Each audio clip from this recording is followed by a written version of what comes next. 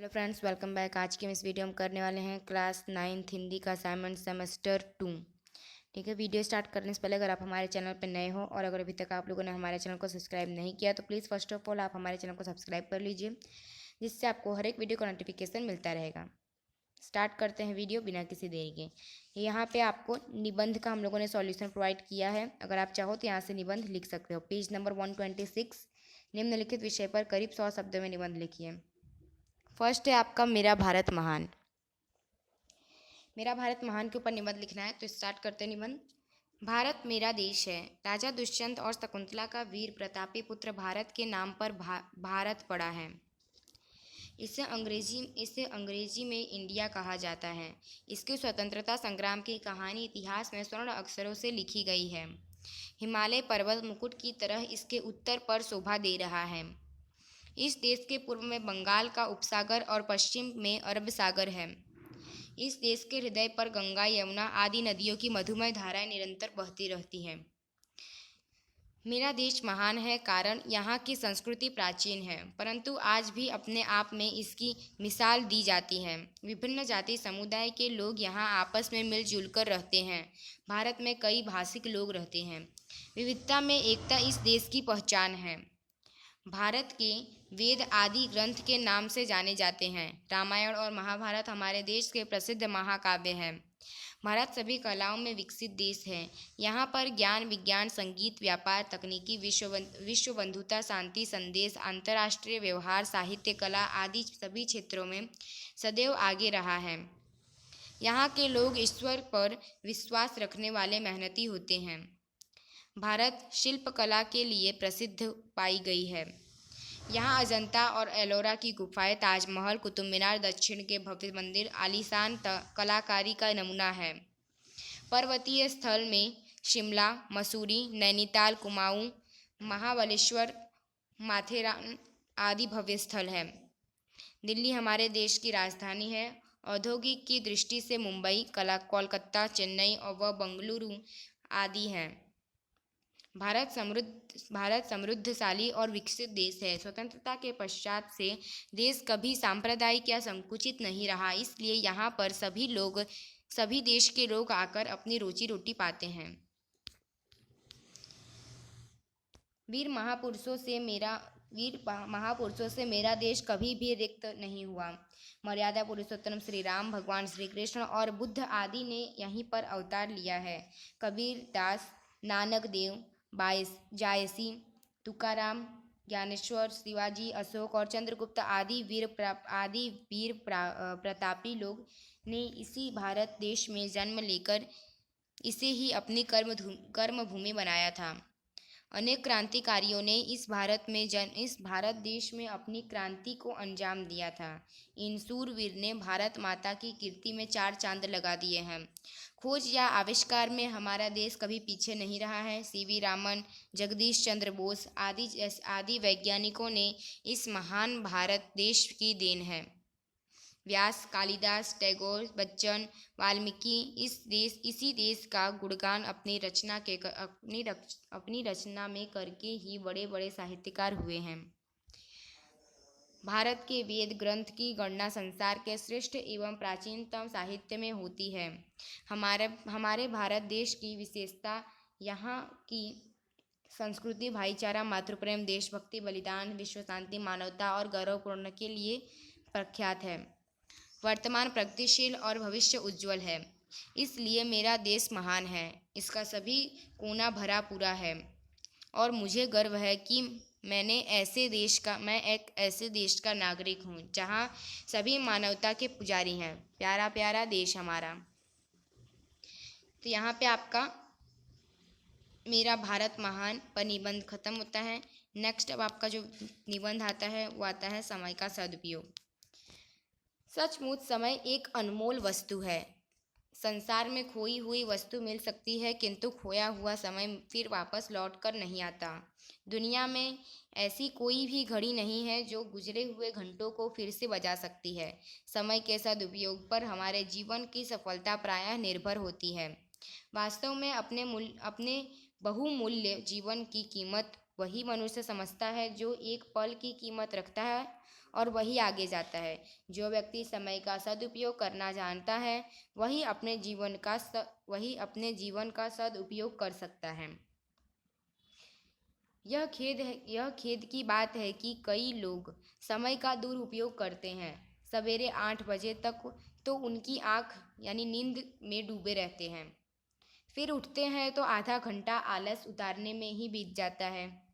दिन भर में जितने घंटे काम करते हैं उससे कई गुना अधिक समय फिजूल की बातों और निरर्थक कामों में बिताते हैं। कई लोग तो दिन भर ताश और शतरंजी की बाजी में लगे रहते हैं या उलझे रहते हैं, या दूरदर्शन के सामने से हटने का नाम ही नहीं लेते हैं।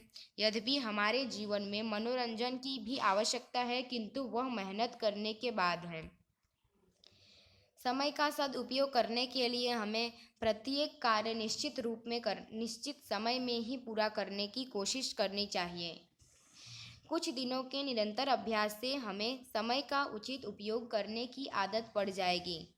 समय के विभाजन से हम अध्ययन, व्यायाम, सत्संग, समाज सेवा, मनोरंजन आदि अनेक कार्य सरलतापूर्वक कर सकते हैं।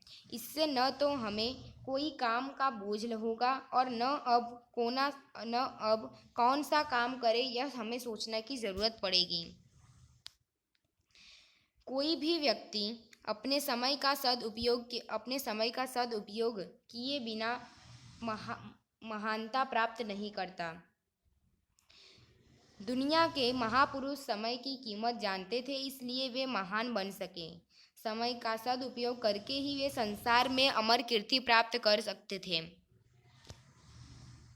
वाटरलू के युद्ध में यदि एक सरदार चंद्र घड़ियों की देरी न कर देता तो नेपोलियन अपनी घोर ऐतिहासिक पराजय से बच जाता। यदि हमें अपने जीवन से प्रेम है तो अपने बहुमूल्य समय की भी नष्ट नहीं करनी चाहिए। जो समय को नष्ट करता है समय उसे ही नष्ट कर देता है। हमें कबीर का यह दोहा ध्यान में रखना चाहिए। काल करे सो आज कर, आज करे सो अब, पलमय परलय होगी, बहुरी करेगा कब। तो यहाँ पे आपका समय का सदुपयोग भी खत्म होता है। नेक्स्ट जो निबंध आएगा वो आपका आता है मेरा प्रिय प्रवास, स्टैचू ऑफ यूनिटी। ठीक है, statue of unity Sardar Vallabh भाई पटेल जी की मूर्ति है। वे भारत के लौह पुरुष के नाम से जाने जाते थे। स्टैचू ऑफ यूनिटी भारत के गुजरात राज्य में स्थित है। यह प्रतिमा गुजरात में नर्मदा नदी पर सरदार सरोवर बांध से 3.5 किलोमीटर की दूरी पर बनाई गई थी। यह दुनिया की सबसे ऊंची मूर्ति है। सरदार वल्लभ भाई पटेल जी ने भारत को स्वतंत्र कराने के लिए अपनी महत्वपूर्ण भूमिका निभाई है। वे स्वतंत्र भारत के पहले उप प्रधानमंत्री और गृह मंत्री थे। उन्होंने भारत के एकीकरण में अपना योगदान दिया था। स्टैचू ऑफ यूनिटी का निर्माण कार्य 31 अक्टूबर 2013 को आरंभ किया गया था। इस मूर्ति को बनाने में लगभग 300 इंजीनियरों और 3000 मजदूरों ने काम किया था। यह स्टील, सीमेंट और अन्य धातुओं को मिलाकर मजबूत बनाई गई थी। इस पर कौस की पर्वत चढ़ाई गई थी। इसकी ऊंचाई 182 फीट है। 220 किलोमीटर प्रति घंटे की रफ्तार की हवाओं का भी इस मूर्ति पर असर नहीं होगा, क्योंकि यह मूर्ति बहुत मजबूत है।